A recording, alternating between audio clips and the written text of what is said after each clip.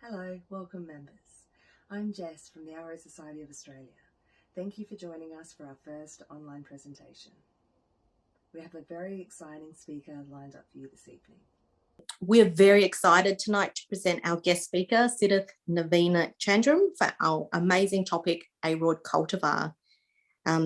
Sid is held in very high regard for his vast knowledge on plant identification in the Araceae family. His Instagram account is Florida Aroider, and he's also an admin for a few social media pages such as Philodendron enthusiasts and Ethereum enthusiasts. And he's recently been appointed the International Registrar for Cultivars by the International Aroid Society. Welcome, Sid. Right. Thank you, Diane. Thank you, Jess. So today we will take a few minutes to talk about Aroid Cultivars. I think that's the main goal for this event. And of course, there's a little bit of free marketing for me because I'm supposed to be going out and talking to people about cultivars and getting people to actually start registering their cultivars in the new registry that we created. Because we are trying to build this database that everyone can actually look at to understand where a certain cultivar came from and information like that. So we will talk about that as well. But first, let us talk a little bit about what cultivars are. And with that, I'm going to just start sharing my screen. Yes, we have a slideshow. All right. All right, let me bring it up. All right, so the whole idea here is there is a lot of confusion in the hobby. I'm sure all of you guys have experienced it at some point or another about what a cultivar is, and there's often a lot of fighting, especially when it comes to naming a cultivar, because there's all this perception that people just name cultivars to make money off of it. So there's all these myths surrounding it. So we are hoping to resolve some of that with this whole rejuvenated approach towards Aroid cultivars. So the one thing I want to make clear for everyone who might not be entirely aware of it is that registering a cultivar, the sole purpose of that really is to kill any confusion around it. So it's all really about sharing information, right? So it is for people to know that there is such a cultivar in existence and what is the history of it, whether it was created by crossing two species or if it was a sport that was identified in a large group of plants, like a variegated form. So that's really the whole purpose of it.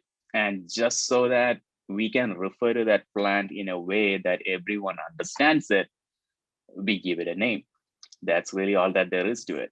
So we're just giving it a name just so that people can talk about that plant and everyone actually knows which plant we are discussing, right? So that's really the only purpose of it. But people seem to get a lot of really emotional about the fact that someone is naming a cultivar. So that is, I just find that a little funny because really the whole purpose of giving a cultivar name, just like the way we give species name, right? The whole idea is so that everyone knows which plant we are talking about. So we'll start with taking a look at what a cultivar is. So we have a reference book that was provided to us by the International Society for Horticultural Sciences. So there is this big PDF document that they have shared with us, which every plant family, not just Araceae, every plant family is supposed to follow the guidelines that are defined in that. I will call it the rule book. So there are specifications about what qualifies as a cultivar, how you can name a cultivar, and the historical aspects of it. And so it's like our Bible, so to speak, right? So when it comes to cultivars. So everything that you're seeing in this presentation came out of that, but we have simplified it just to make it easier for people to understand. And we have also trimmed it down to focus more on the aspects of cultivars for Araceae, because not everything that we read about cultivars in that guidebook applies to Araceae. I mean, I think the classic example is orchids, right? I mean, orchids is pretty complex. It's one of the largest plant families, so it has its own set of rules, which might not apply for any other family. So we have excluded all of that. So it's just a simplified version of it. So as per this guidebook, a cultivar is pretty much defined as a taxon, what you're seeing on the screen. I'm not going to read through all of that, but let's start breaking it down a little bit, right?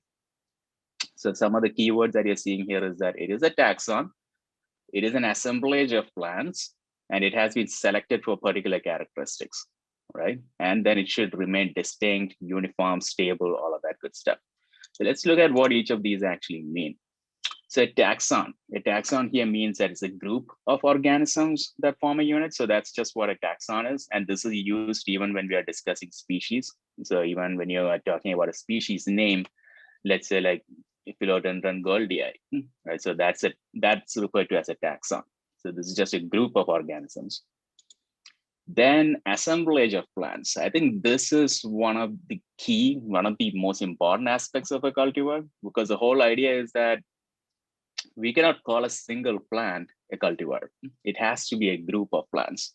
So, so you identify a cultivar for some specific properties, and you need to be able to propagate it and make a reasonable amount of plants which share the same characteristics that you're considering unique for this cultivar. So you need to have an assemblage of plants. This is absolutely important, because quite often people reach out to us with one specimen and say, hey, I got this cultivar, can I register it? And immediately we have to push back saying, no, go propagate it, make a bunch of plants. And it's not just about checking that it's commercially viable. I mean, we are not trying to support only commercial growers, but we are trying to verify that it can be faithfully reproduced, right? So even if you make like 10 plants, that's enough. That qualifies as an assemblage.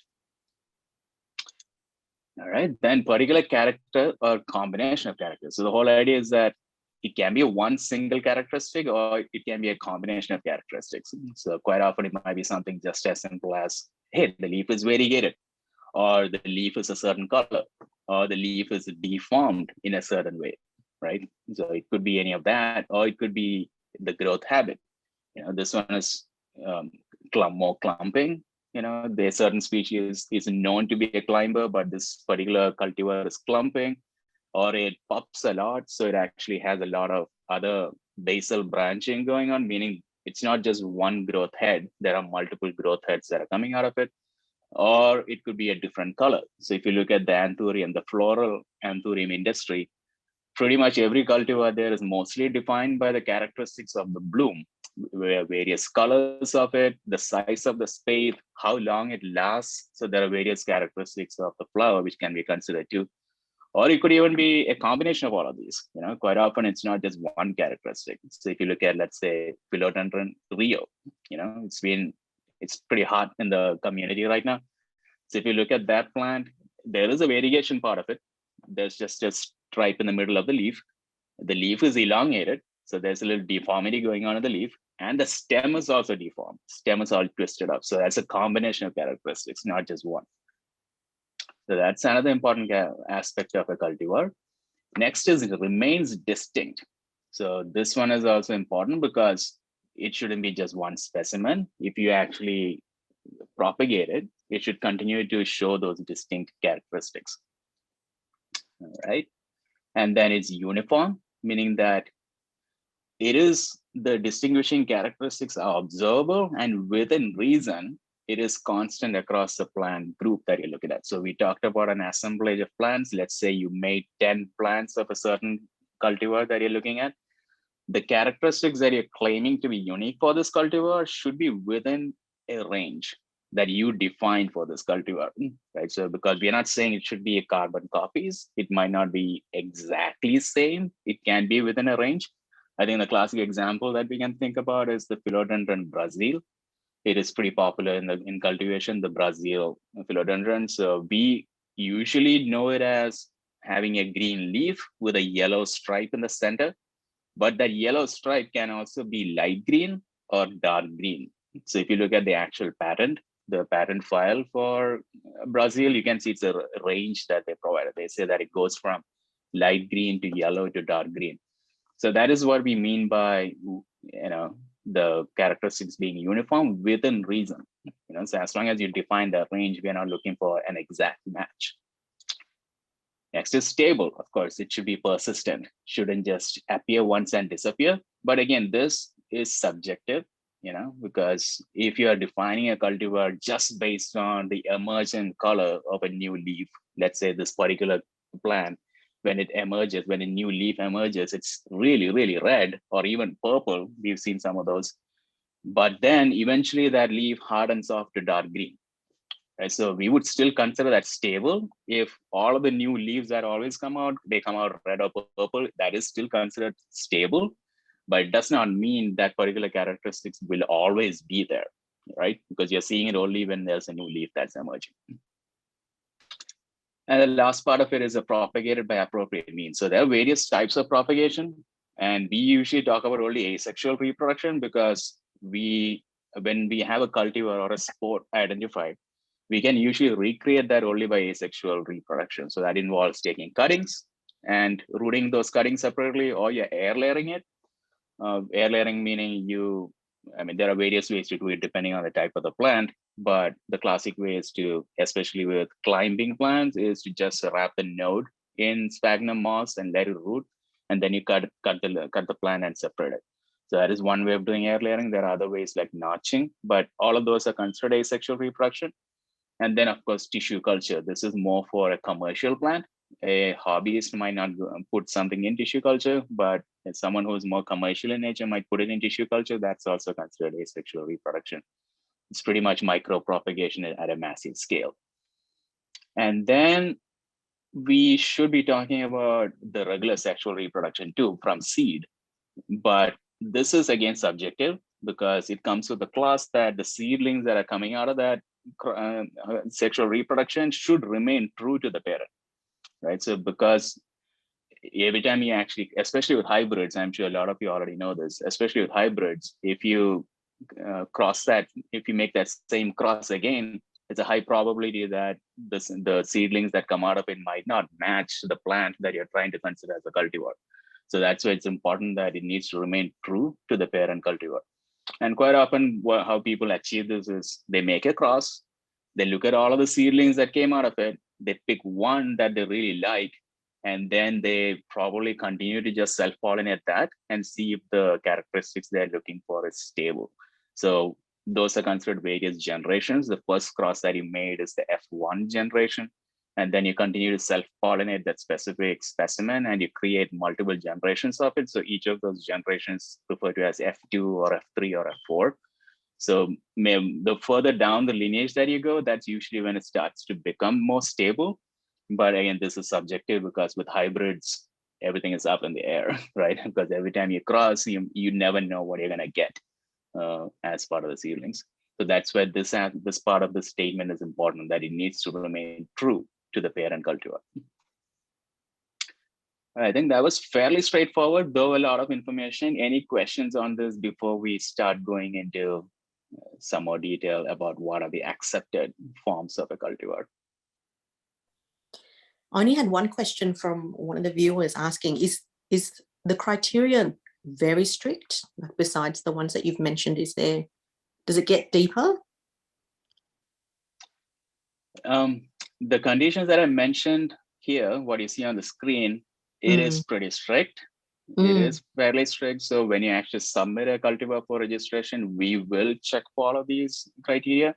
And if it doesn't meet any of them, then that's a conversation we have and talk about whether there's anything we can do to actually satisfy the criteria that it's not meeting right now. I think the classic one that comes up quite often is the assemblage of plants part of it, because I get asked this question all the time. Like people come up with one or two plants and say, hey, can I register it? And we are like, no, let's make a group of plants before we go ahead and try to register it or name it even. And I think the funniest one that I've seen is folks just making a cross and they get a seeds of it and they're already ready to name it and register it. Right. So that really makes no sense at all, because people are crossing plants like, let's say, an ace of spades with a papillolaminum or a magnificum, and they're just making a cross and saying, okay, so I want to register this cross that I made, which is ace of spades crossed with magnificum, and I'm going to give it a name. No, you cannot do that, because you'll need to grow out those seedlings and come to us saying what is unique about that plant. Right? So when you make that cross, it still needs to look distinct enough from all of the other plants that are already in cultivation. And then you identify that particular plant, and then you register that one, give that one a name, propagate it, and make sure that those characteristics you're looking for is stable. So it is a process. It is not something that you can just do just really quickly. Yeah. Thanks. Yeah. No worries. That is an important question, and that's where we always end up fighting. I'm kidding, not a fight. We just talk through it. And people are usually pretty reasonable about it too. Great. All right. Cool. Then let's now talk about the kinds of cultivars in Araceae. So again, I want to emphasize the part that we are talking only about cultivars in Araceae, because as I mentioned earlier, there are a lot of different types, and I will show you guys the book that we refer to. So you guys can also go look at that and see what other types of cultivars are there. But we are mostly just listing the types of cultivars we usually see in Araceae. All right, so the first one is a selected and propagated wild individual. All right, so usually possessing some quality that differentiates it from the norm for that species. So what that really means is this is a wild collected specimen, and our understanding is that it is a certain species, but for some specific reasons, it looks quite different from what we consider as the normal state for that species. All right, so I'm going to explain that with an example. So there's a plant that you're seeing on the right side here, right next to it. And I'm sure a lot of you guys are already familiar with this one. This is a Philodendron chumley. This one was collected from Brazil as a bipinnatifidum. Bipinnatifidum, I don't know how you guys pronounce it. So this was thought to be a bipinnatifidum, but it is quite distinct from it because the internodes are tighter. Overall, the plant is much smaller, and it has this classic style of arching midrib. So if you see in these leaves, you can see there's a little curve. So it kind of arches. So the leaves are actually a little longer. It's uniform. It's not particularly ovate or triangular in shape. So the leaf shape is also slightly different. And main thing that is that it arches. So that really stands out. So this is an example, and this came from the wild. So this is an example of a specimen that is aligned to the species, but is quite different from it. So that's why this is accepted as a cultivar. But again, same rules apply, that you have to propagate it and show that these characteristics that are unique to it continues to be unique. So for example, chumley, I think when it was self-pollinated, it's always a toss-up because you might not always get it to look exactly like this. You might get the regular bipinnatifidum. So it is more reliable to propagate it from cuttings instead, or air layer it. So that's an example for the first type, which is a type that came from the wild. All right, and second one is, again, it is a seedling that came out of a species in the wild, and it still possesses some of the qualities that can still be attached to the species, but it's still quite different from what is considered the normal state for that species. So the key here is that we are no longer pulling a specimen from the wild, but let's say, again, I've given an example here of little hope, not little hope, of regular hope, that's Philodendron hope. This is also, again, a Philodendron bipinnatifidum, right? But the difference is this was identified in cultivation from a big batch of regular bipinnatifidums that the grower was growing, but they found that this one particular seedling is smaller, the leaves are much smaller, and it also has a more compact style of growth. The petioles are a little shorter, so it is a little more compact in growth. So you can see, for people who are familiar with Philodendron bipinnatifidum, the difference is pretty obvious because it is smaller. The amount of cuts that you see in the leaf is lesser, and the leaf blade itself is not as big as the species Philodendron bipinnatifidum. So it is quite distinct, but it is still attached to the same species. So this did not come out of any hybridization. This did not come out of any kind of sport. Well, I guess it is a sport, but it is quite distinct from the species. So that's why this one is having a cultivar name of hope. And there's an even smaller one that was identified from a batch of seedlings of hope. which was found to be even smaller. So it has an even smaller growth habit, even shorter petioles, even smaller leaves, and that one was named Little Hope. All right, so I think it's a pretty depressing name when you name it Little Hope, but the whole idea is that it is a smaller form of hope, right? So, and hope in particular, that has a lot of commercial viability. They put it in tissue culture. It's all over US. I'm sure it's all over the world for that matter, but you find it quite often in the hardware stores here. So that's our second type. Next one is a selected and propagated seedling from a deliberate cross. So this is a classic hybrid that we all are aware of. You take two species and you cross it. Now, you should also keep in mind that you could take crosses and cross them with each other or cross them with one of the species. So any of that will fall under this category. So you either take two species or a species and a hybrid or two hybrids, all of that will fall under this category. And I've given an example, and of course, this was turning into a rather philodendron heavy presentation, so I had to pick something else. So I've given an example of an Amorphophallus. This one is a cross of Amorphophallus variabilis and titanium. And so this is a pretty interesting cross. And this picture is from our registry itself. The person who crossed it registered it with us. So that's an example of a classic hybrid. But we can think of countless examples. Our Philodendron splendids, majestic, all of that will fall under this category. Next one is a little interesting, and I don't have an example for it. The reason is because we wanted to include this as a category for cultivars in Araceae. So these are selected seedlings from a cultivar which can reproduce asexually. So this is really speaking about species that are apomictic, which really means that they self-pollinate. They just pollinate by themselves.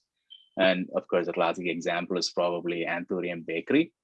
So that one actually pollinates by itself. Even if you grow indoors, it seems to pollinate itself without any intervention from a pollinator or you, the grower. So it just seems to do it by themselves. Now, I'm not aware of any cultivar in existence right now which was produced this way, but maybe someone else knows and they can quote that as an example. But essentially, if let's say if someone was growing bakeri, right, and it self-pollinated, and there's a bunch of seedlings that came out of it, and you picked up one or two because it looked slightly different. Maybe the leaves were narrower, the petioles might have been shorter, or maybe there was even a little bit of variegation. And you take that one, and that one also continues to reproduce asexually and becoming apomictic, producing a lot of seedlings. And then you can actually consider that as a cultivar. So that's what this category will be. If anyone knows anything that falls into this bucket, please throw it in the chat. All right, so the fifth category that you're seeing here is the classic sport. So what is a sport? It really is, you look at a regular plant, and maybe one of the shoots that are coming out of it, either a branch or maybe even one leaf, might be showing something a little different. So that is considered a sport mutation. It really just means that there is some kind of mutation on one organ of the plant. Now, what do you do with it? Usually, if a skilled grower will isolate that mutation and will be able to create multiple plants out of it. So that becomes a sport. And I think the classic example is variegation, but variegation is not the only type. I want to emphasize that. It could be an odd leaf shape. It could be a smaller growth habit. It could be something unusual about the stem where it either flattens or is a different color. It could be any of that. Any of those will be considered a sport. But we will talk about variegation because that is probably the most common form of it and seems to be getting a lot of attention. So anyway, so the example that I've given here is a new cultivar that was registered recently by folks in Philippines. So this one is pretty interesting. It's a Schinella pictus, and they found one shoot which had variegation in it, and they propagated it, made a bunch of plants, and now they're registering it as Mayri. I thought that was a pretty cute name too. Anyway, so that's an example of a sport type cultivar where they found one shoot which was variegated. They isolated that, propagated it, and was able to retain that variegation across all of these plants, and they named it a cultivar. All right, so those are 5 types, and we have a few more. The next one is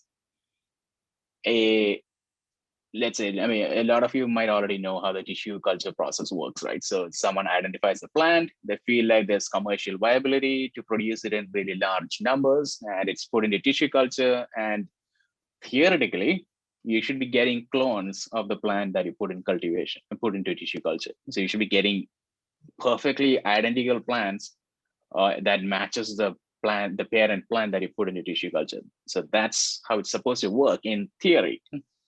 But I'm sure by this point, everyone has seen some crazy mutation or another that has occurred in tissue culture. So with Rhaphidophora tetrasperma, for example, I think pretty much across the world, it has been put into tissue culture by at least in every continent, if not every country. And I don't think I've seen any instance where it did not produce a mutation. So almost every time it goes in tissue culture, the plants that come out have something weird going on about them. Either the stem is thick, but the leaves continue to have no cuts or no splits at all, or the leaf is entirely deformed, though eventually it seems to grow out of it, but that's a different story. But somehow in tissue culture, a lot of these plants seem to undergo some other type of mutation. So that's really what this category is about. And I've given an example here. So Bill Rotlante from Silver Chrome Nursery in Florida, he put the sordiroid, the Philodendron sordiroid, what you see on the right side here. So that's a regular sordiroid. He put that into tissue culture. And one of the seedlings that came out of that is what you see on the left side. So that one remains compact, right? So it doesn't gain leaf size at all, no matter how long you grow it, or even if you allow it to climb. And the people who've grown sordiroid will know that the stem of that plant can support itself. You don't even have to give it a support. It can almost support itself to at least 1 or 2 feet before you give it a support that it just leans on and continues to grow. And it gains leaf size pretty quickly. And it moves from the periolar sheaths to carapace as well pretty fast with the regular sordiroid. But the smaller one that came out of tissue culture seems to stay in that state forever, with the leaves just continue to come out of petiolate sheaths and the leaves remaining small in size, and the colors are a little more washed out too, as you can see. There's not as much contrast between the silver and the green areas. So in that way also it's a little different. So this one is obviously a cultivar, and he was able to propagate it in large numbers and still retain these characteristics. So this one was given a cultivar status and given the names Sordirini. Yeah, I guess it's supposed to be an endearing form of sordiroid. Anyway, so this one qualifies as a cultivar because he was able to propagate it and retain these unique characteristics, which makes it different from the species. So going back to our first slide about, the previous slide about how it should be different from the species. So it is quite different. So that is our category number 6. Now the next one is a little tricky. So this one is more about the polyploidy that we see in certain plants. So this really just means the chromosome numbers. So I'm not going to get into the scientifics of it because I don't know enough about it anyway. But it really comes down to the chromosome numbers in that particular plant. So this can create cultivars. The usual side effect that we see is we end up with a plant that's larger than usual. We don't always see other morphological differences. There might be some differences that you will see when compared to the plant that it actually came from. But the main thing is that if you actually do a study on it, you will likely find out that the chromosome numbers are different from what you would normally expect for that plant. So that's the key aspect of it. And usually there will be some morphological characteristics that sets it apart as well. So I've given this example here, Syngonium white butterfly. I was looking at polyploidy, and this came up as an example of a plant that has this polyploidy going on. And this is not to say that that particular chromosome difference is what gave it this color or the vein pattern or any of that, but it is slightly larger at similar maturity compared to other Syngoniums, and it gives it that color. And main thing is, if you actually study it, you would see that the chromosome numbers are different. So that's one example. And actually going back to that one again, you might remember Alocasia poly. I'm sure a lot of you might be familiar with that one, or Alocasia amazonica for that matter.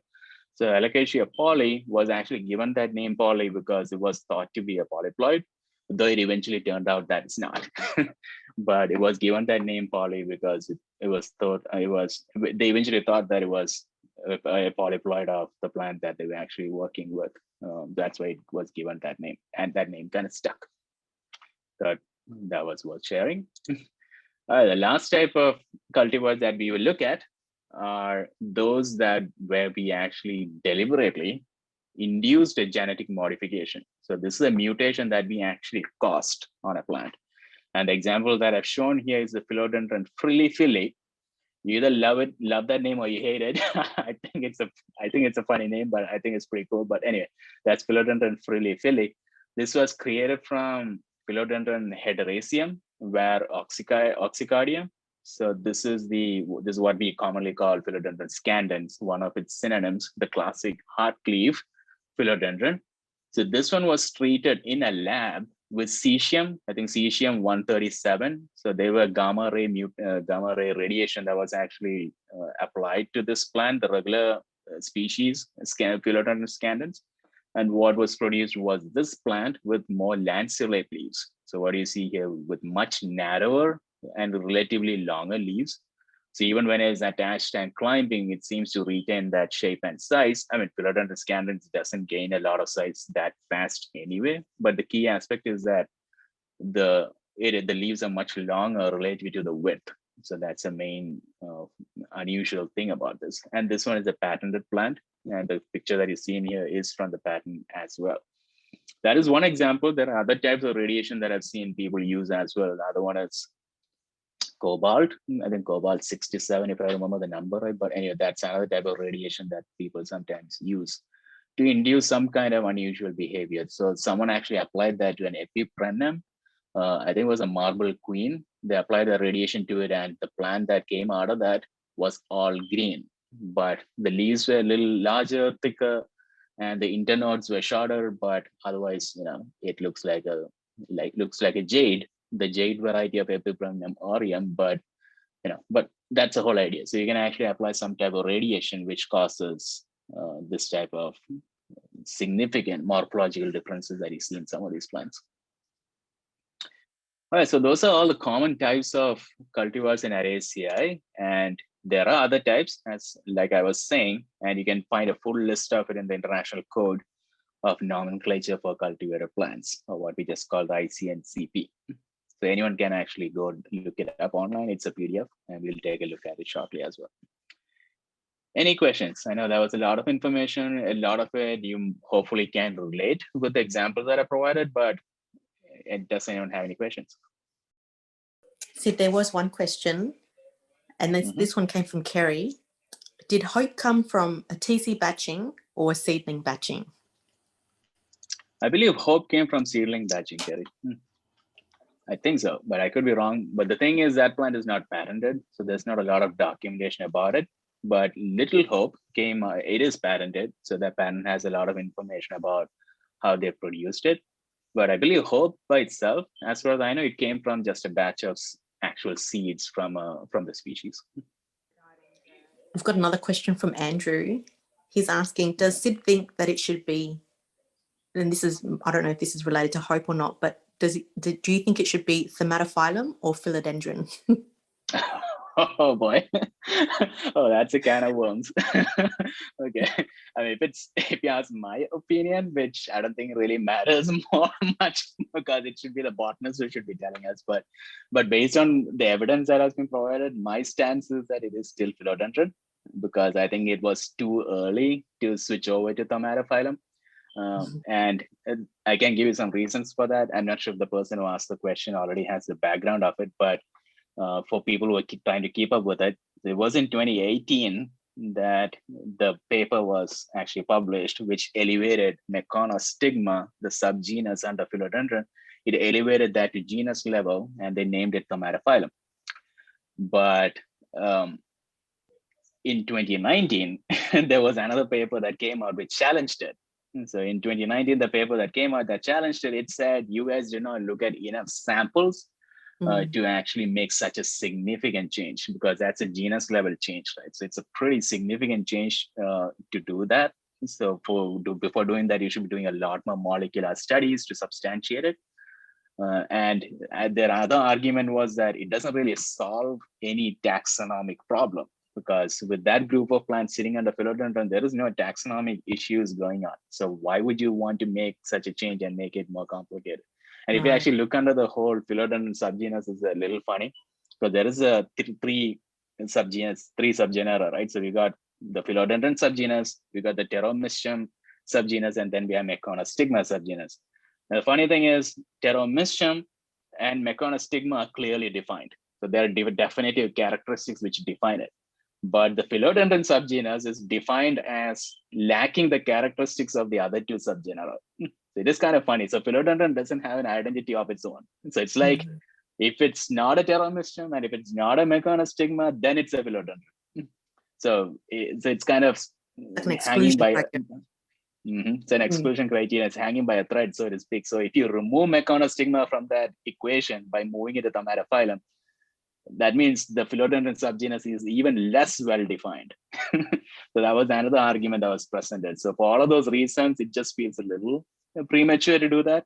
I definitely still entirely appreciate the fact that it is a subgenus, because there are obvious differences when you compare with the regular Philodendron. So it is quite different, but I think it's a little too early to change it to Tomatophyllum. That's why in my presentation everywhere, I'm saying Philodendron, I'm not saying Tomatophyllum. All right, if you're saying it, I'm saying it too. Right. There was another question. Was the Philodendron Birkin a sport cultivar? Is that where it originated from? It is supposed to come from tissue culture.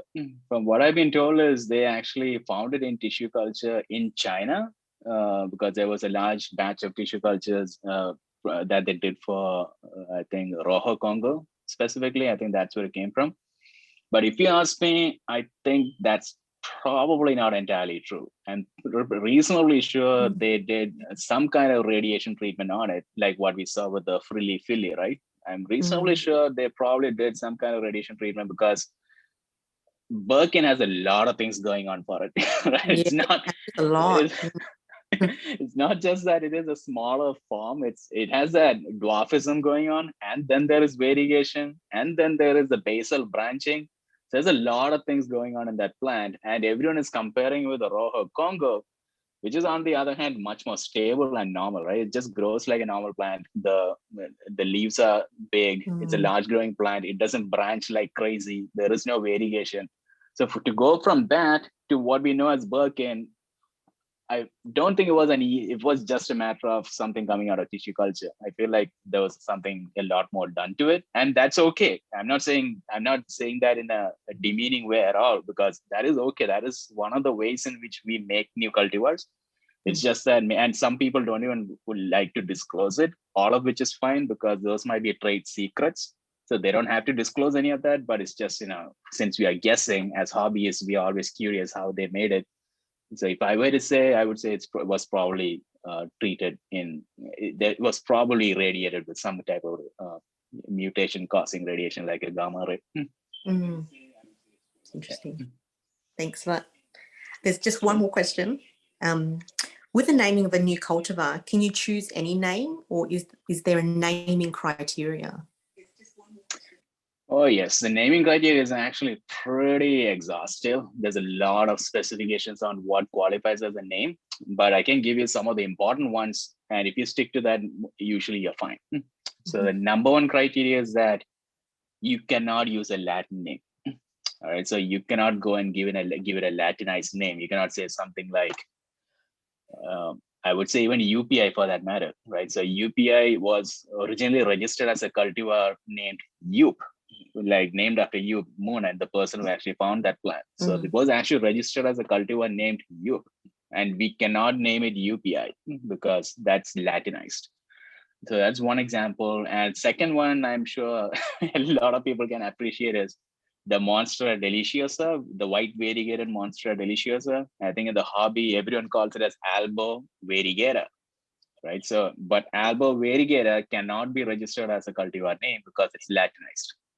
So you'll have to give it something else. And you can pretty much pick any name from the common vernacular, from any spoken language. It doesn't even have to be English at all. It can be Spanish, it can be Tagalog, it can be any language, Italian, Spanish, Japanese, Chinese, it can be any of that.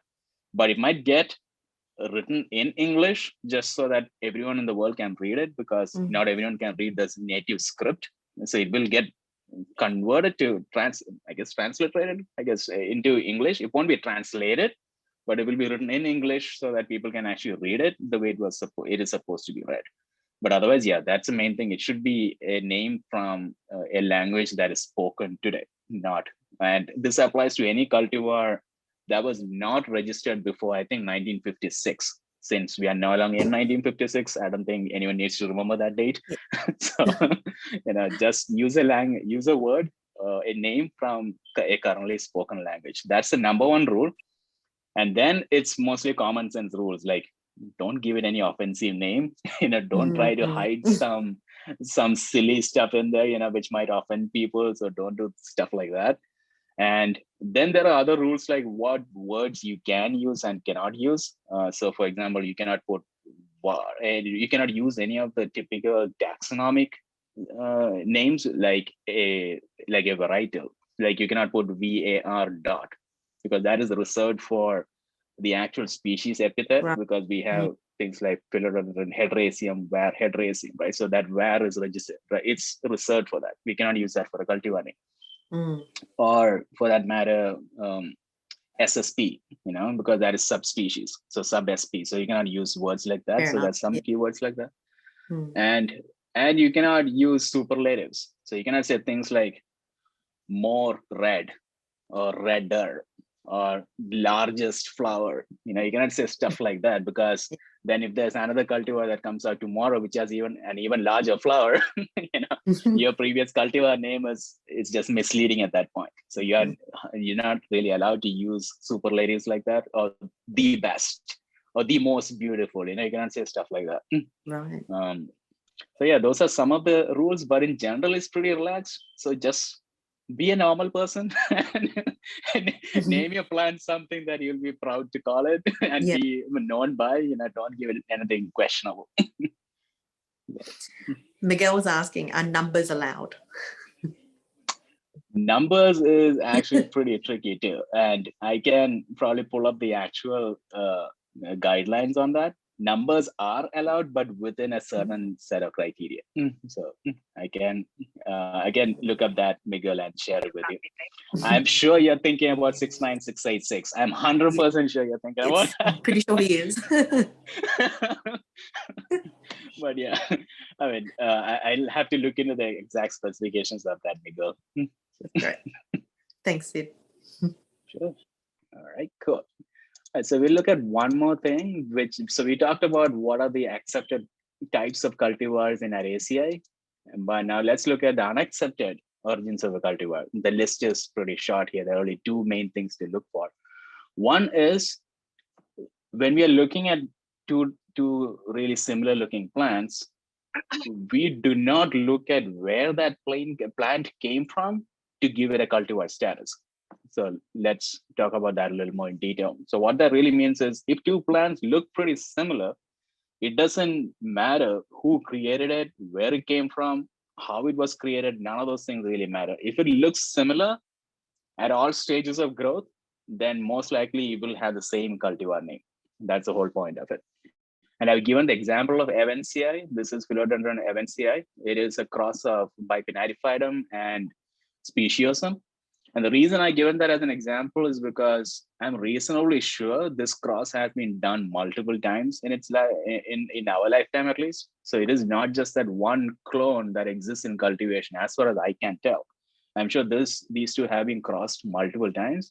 And in most cases, the crosses that come out of it will look like what you're seeing on in the picture here.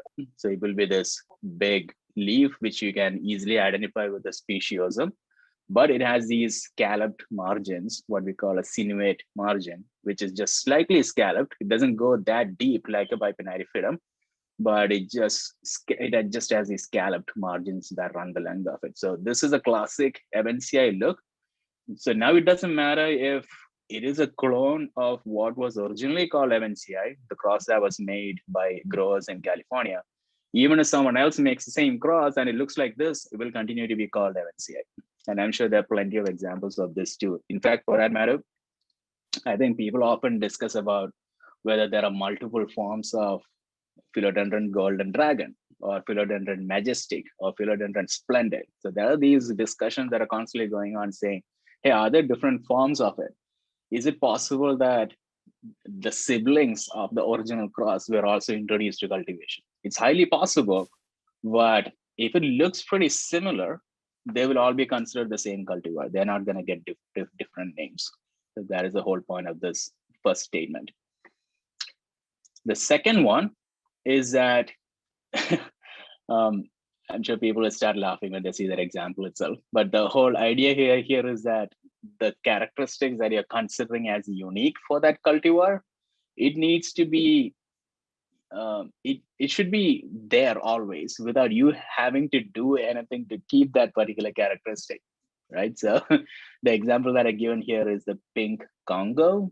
So this one was supposed to be unique because the emergent leaves were entirely pink and then it hardens off to green. But eventually it was found that it got this characteristic because the plant was being treated with a certain chemical which was causing this. So which means for that plant to continue to do this throughout its lifetime, you will have to keep applying that chemical so that it continues to produce these pink leaves, or eventually it will just turn into an entirely green plant. So that will not be accepted as a standard cultivar. It will not be accepted. And you might be wondering why this is given in all caps, because that's also in the convention provided by the IC in the ICNCP document. This is provided in all caps because this is considered a trade name. This will not be considered a cultivar, and this will not be shown in single quotes like what you see in the other cultivar names like MNCI, where it's always represented by putting it in single quotes. So that's how cultivars are supposed to be represented. But this one is not considered a cultivar. This is just considered a trade name. So trade names are usually written in all caps and not enclosed in quotes. So that's why you see it like this. Now, an exception to this is variegation, because with variegation, I think everyone knows that if a shoot becomes non-variegated, the usual trick is to cut it back to the last node, which has variegation, and propagate that, or let the plant grow from that last node for you to get variegation. That is accepted as a cultivar. So that is expected to be done, and that will still retain the cultivar status if you need to constantly do that for the plant to keep its variegation. So that is, those are really the two main things. Those are two main grounds for dismissal for cultivars when someone applies for it. Any questions on this? We have a question from Sam. What would be the strangest cultivar name you've come across, both accepted or not accepted? Strangest one, okay. I don't know if Gary, if I'm allowed to say that example yet. I probably won't give the example because it is still being discussed right now. But I think Bodie McBoatface was being considered as a cultivar name. Bodie McBoatface. Yeah, I really hope that doesn't come true. I hope it will be something else. But other than that, yeah, I haven't really seen anything particularly weird. I spoke about Frilly Philly earlier, which I thought was pretty cool. I like that name. I know a lot of people hate it. And I think another one is Philodendron goeldii. For some reason, whoever put it in tissue culture decided to give it a name. I think it's probably because they're just trying to use it as a trade name. I don't think they're considering it a cultivar, but they gave it the name Fun Bun. Not entirely sure what was the rationale behind that, but they named it Fun Bun.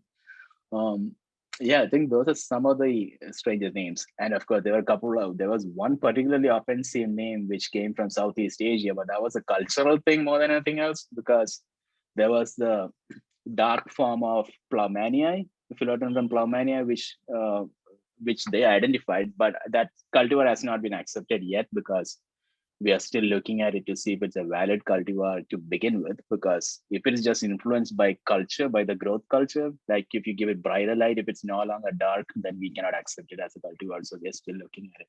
So they gave it a name in their native tongue, but when you translate that to English, it's a pretty offensive term. So we immediately shot that down, saying, okay, we need a better name than that. I'm not going to say the name here, but yeah, it was a pretty offensive name, and we had to decline it.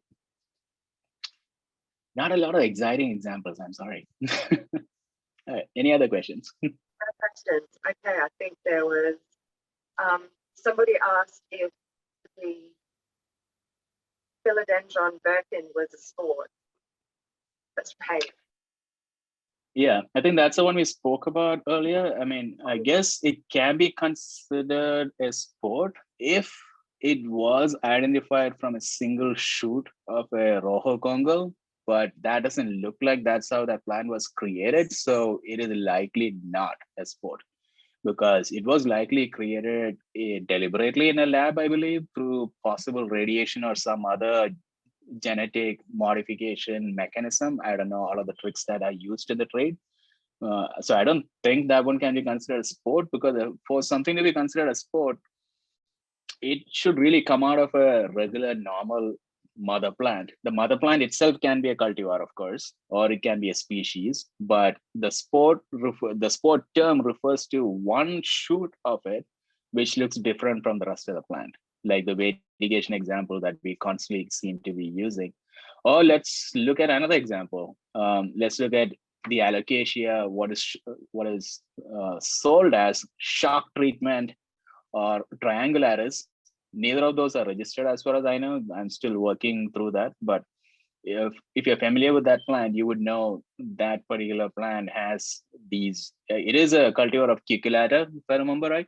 But if you look at the leaves, it curls inwards. It's pretty deformed in that sense. The leaves curl inwards. That one is probably a sport. I don't know the origins of it, but from what I've read, it's probably a sport. And you might be thinking, where is the shoot coming from? So the shoot there is probably one of the tubercles. So if you look at a tuberous plant, usually it produces offshoots through tubercles. So those are tiny tubers that develop on the larger tuber, and that actually continues to grow and becomes a plant of its own. So that becomes an offshoot, and that can be considered a sport.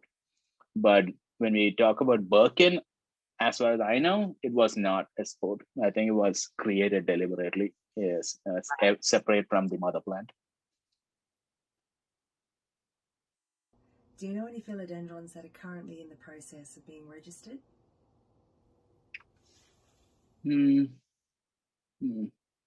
That are pending registration. Well, I think this might actually be a good time for me to talk about what is considered the fully accepted process. All right, so let me actually bring up my larger screen.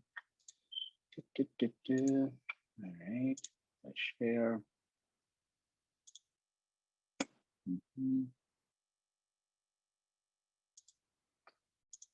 All right, let me know when you can see my screen. You should be seeing a browser window. Right, I'm guessing you can see it. So Yep, what you see on the screen is just, okay, cool.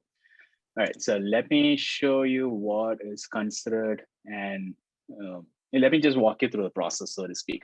All right, so this is a new cultivar registry that we created.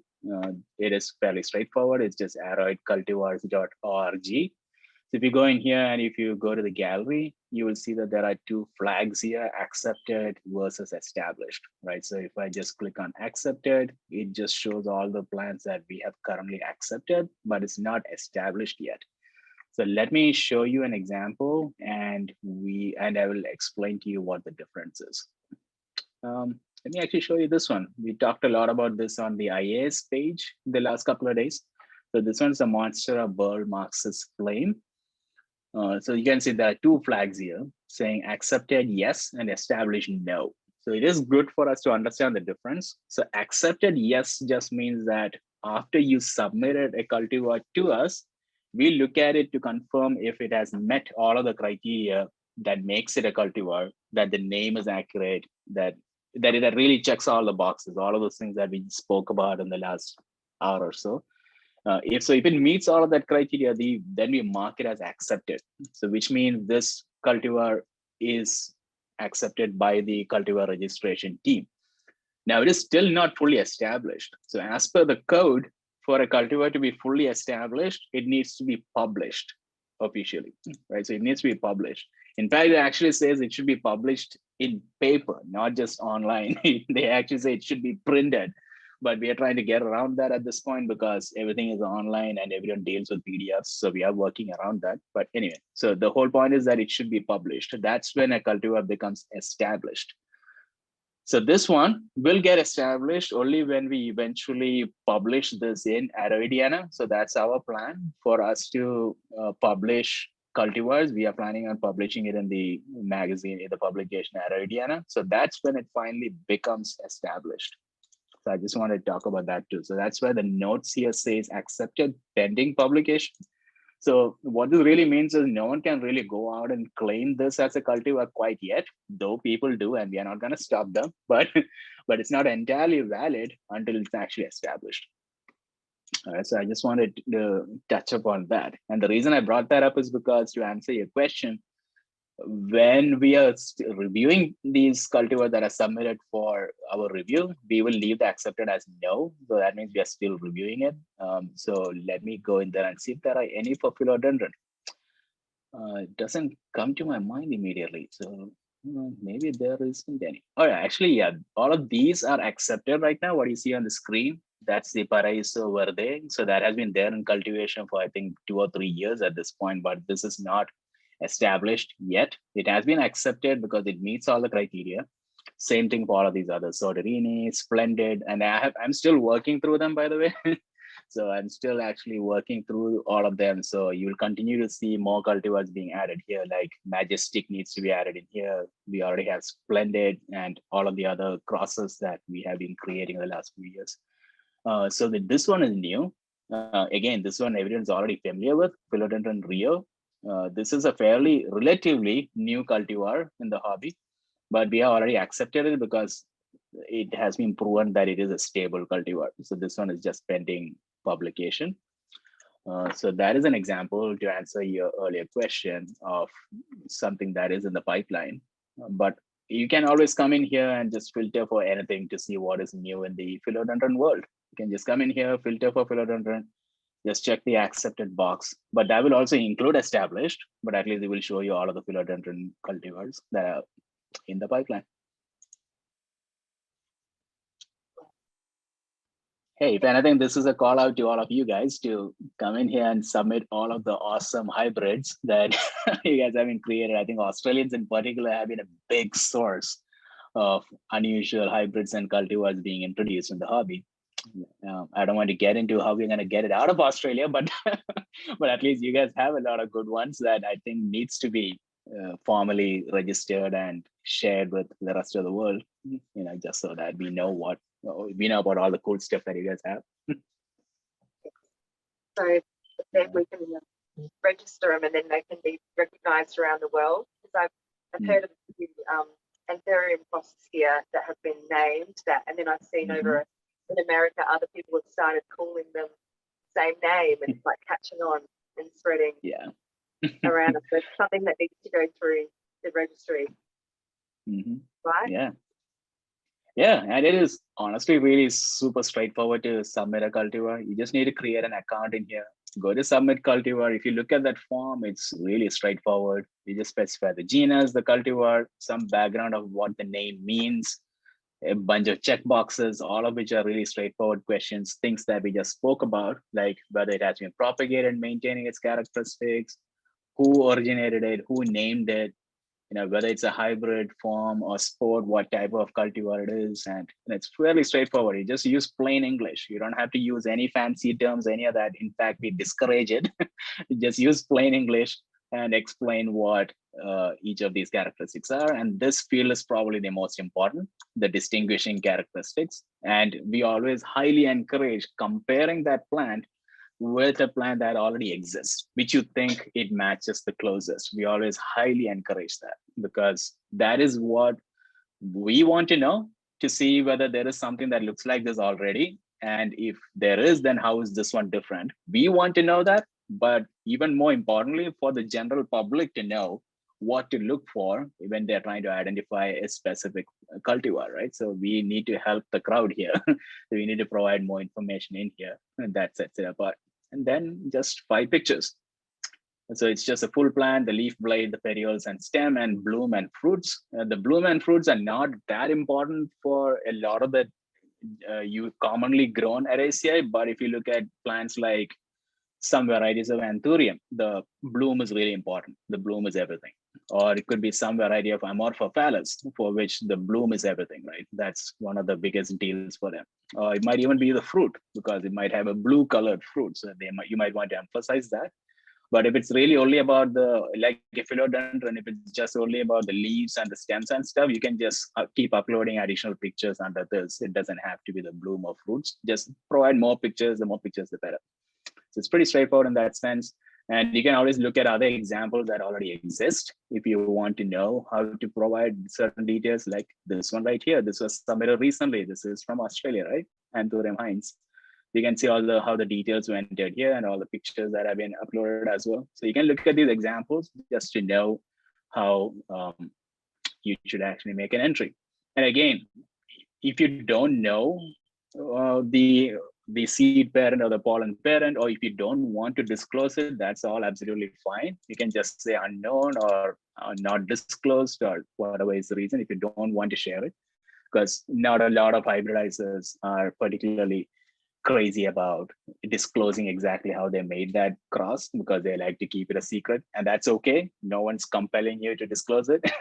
So you can always leave it as unknown. So yeah, it is really simple, and it will just help all of us if we can actually get it documented, right?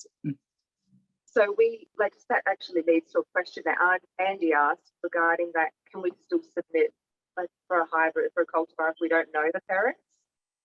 Yeah, we absolutely can. You can just mark it as unknown. Yeah, that's absolutely fine. And so anybody can use the register coin, can't they?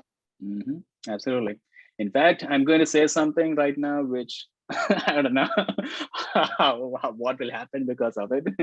The thing about cultivars is anyone can register a cultivar, name it and register it. It doesn't have to be even the person who created that cultivar or created that cross. Anyone can name a cultivar and register it.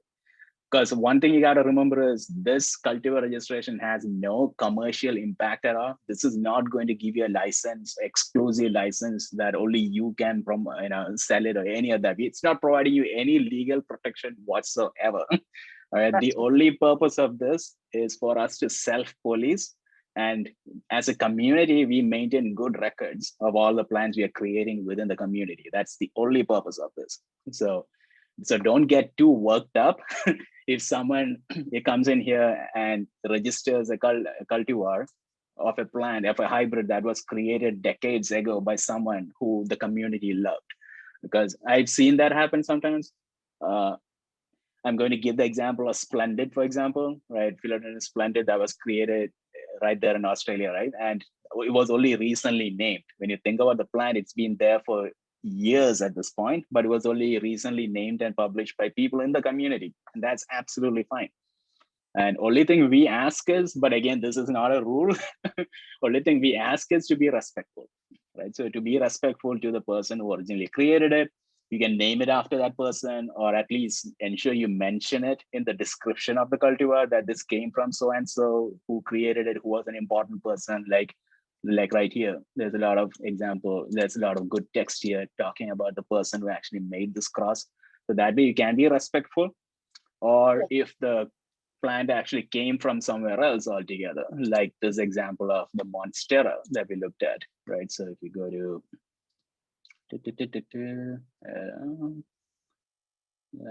Monstera, and if you go in here, so this plant originally came from Brazil.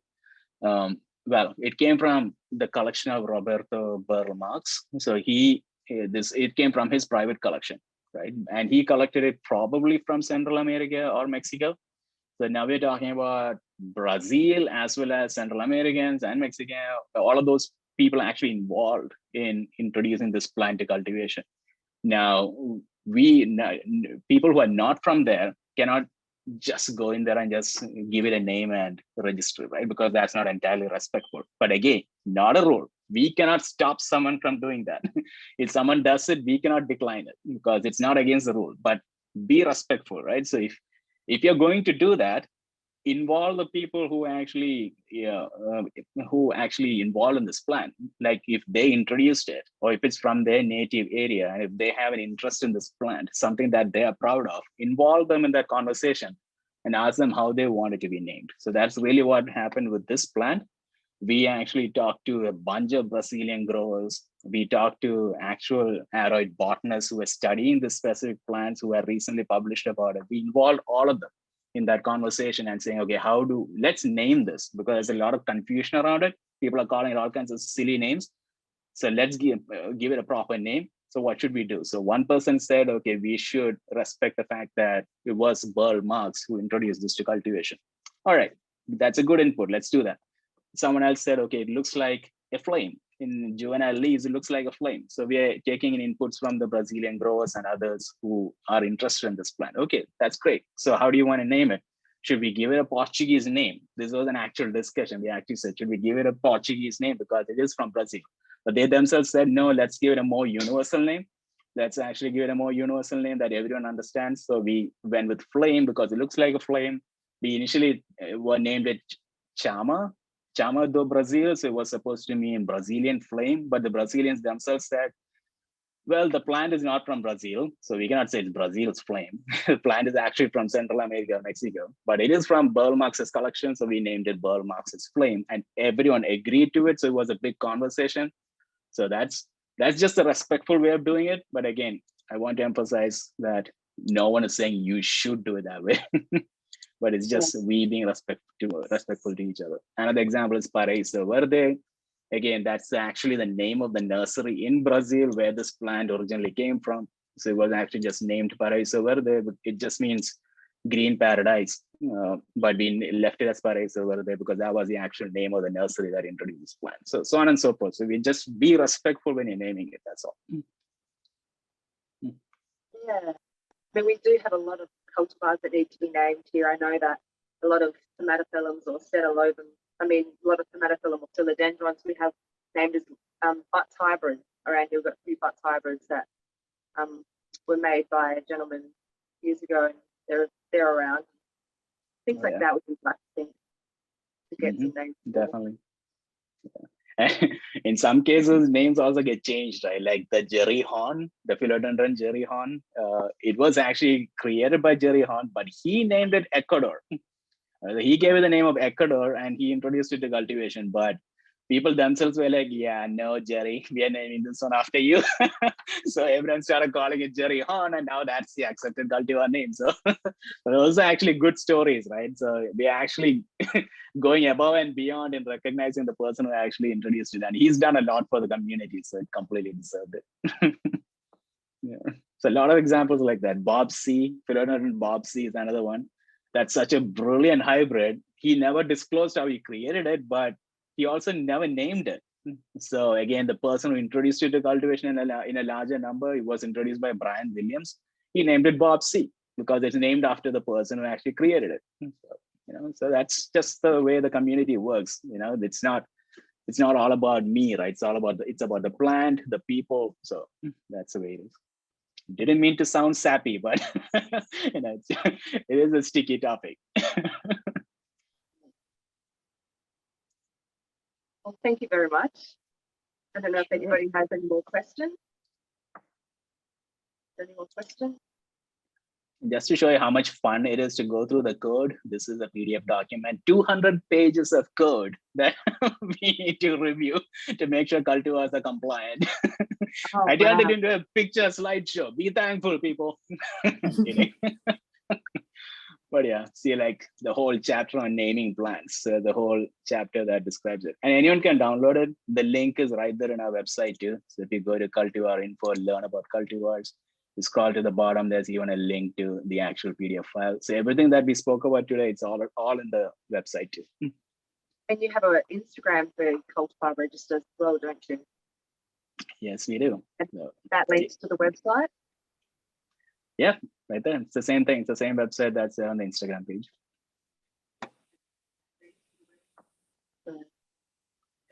Very useful. Anybody else? How often does Aroidiana, how often does that get published, Sid? It's every quarter, but sometimes it might skip a quarter and they might publish an omnibus, which is like 2 or 3 editions clubbed together. But it's supposed to be every quarter, and you will start seeing these cultivars. There will actually be a section for cultivars in Aroidiana, and we are planning on starting from first quarter of 2022. So you'll actually see a lot of these cultivars that we spoke about today, which are not published yet, start getting published in the future editions of Aroidiana. And you might actually see a lot of stuff that you already know, and people will be like, what the hell, everyone knows this already, so why are you introducing this as a new cultivar? But it is really just we completing the paperwork to make it official. Exciting times. Oh yeah, trying to sort through the mess. Thank you very much. Thank you very much for your time. And thank you for your presentation and putting together such a great talk for us this evening, or this morning for you, but this evening for us. Yeah, thank you so much for having me. This was great. And I know we went well over the 1 hour, I think, that we planned. So thank you everyone for staying on. It's pretty late for you guys. Thank you for your time. That was amazing talk. All right, thank you. Glad to be of help. Now, yeah, get registering. Yeah, get registering, you guys. You guys have way too many cool plans. Definitely. We'd love to have you back for another talk as well, another time, Sid. Definitely, yeah. We'll actually look at plans at that time instead of a slideshow. Yes, yes, love to check out your plans. All right, cool. Thank you, everyone. We should wrap it up from here, but thank you very much for your time, and thank you for everyone that joined in. And Dee, you had a message that you wanted to tell everybody? Just in closing, I just wanted to say that the committee are really dedicated to try and bring more presentations and education online, since we span across multiple states, and some of us are in lockdown and some of us aren't in lockdown, and we can't always be present for live educations. So we want the members to email us or hop on Facebook or hop on Instagram and just tell us what topics are of interest. Who do you want us to reach out to do some of these educations, or what series or what topics you'd like us to cover? Any suggestions? Always welcome. Thank you. Yeah, thanks.